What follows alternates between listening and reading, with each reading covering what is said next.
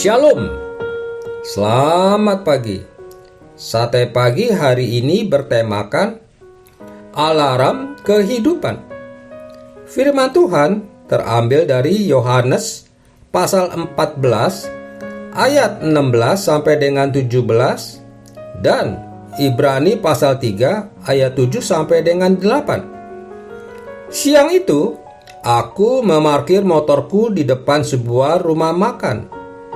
Setelah memarkir motorku, aku masuk ke dalam rumah makan dan memesan makanan.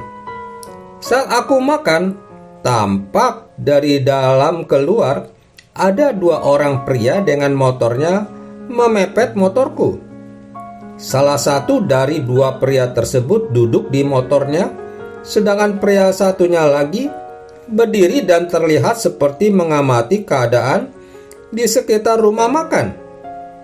Curiga dengan penampilan mereka, aku mengaktifkan alarm yang telah kupasang di motorku. Ternyata kecurigaanku benar. Tidak lama kemudian aku mendengar bunyi alarm dan bunyi gas yang khas dari motorku.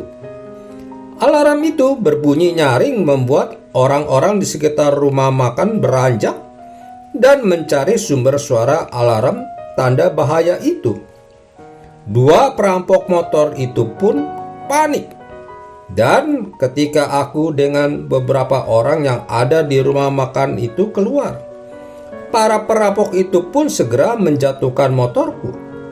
Meski kunci kontak dan handguard motorku hancur, namun aku bersyukur.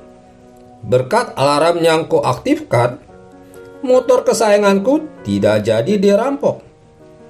Pada dasarnya, alarm digunakan sebagai bunyi peringatan atau pemberitahuan.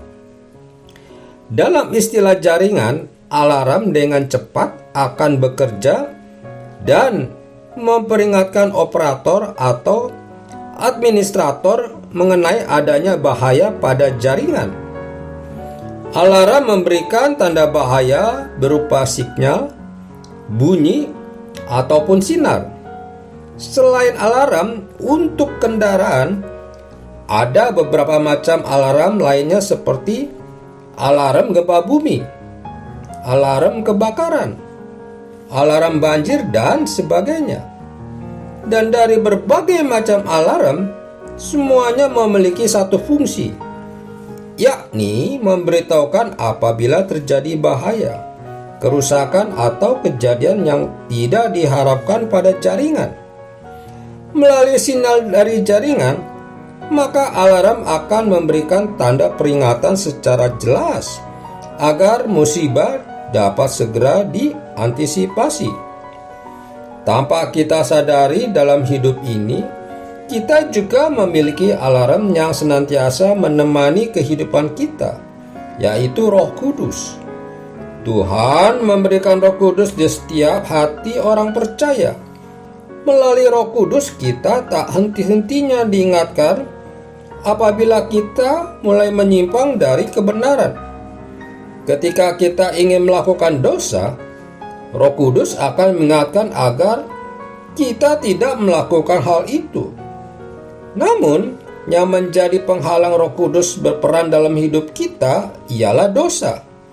Keinginan daging membuat kita tidak menyadari dan mengabaikan Roh Kudus yang sedang memperingatkan kita.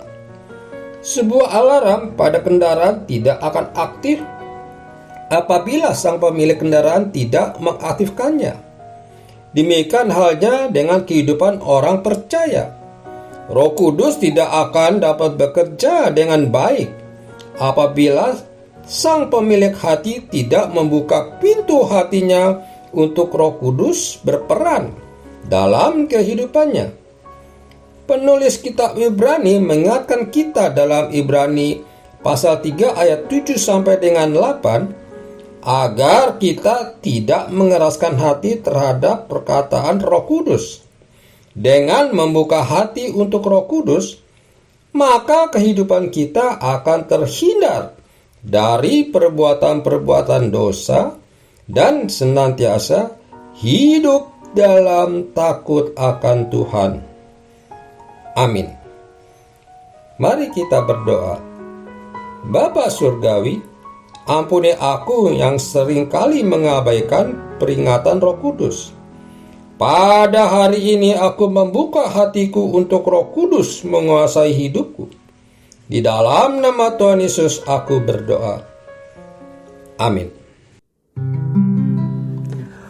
Oh Tuhan, pimpinlah langkahku. Ku tak berani jalan sendiri.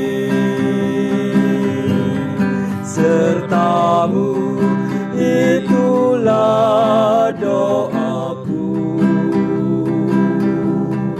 Ajarku merendahkan diri, menurut firman-Mu setiap hari. Jadikan pelita dalam gelap, mencari domba yang sesat. Itulah kerinduan jiwaku. Oh Tuhan, pimpinlah langkahku. Ku tak berani jalan sendiri. Sertamu itulah doaku. Ajarku merendahkan diri, menurut firman-Mu setiap hari. Jadikan pelita dalam gelap, mencari domba yang sesat. Itulah kerinduan jiwaku. Itulah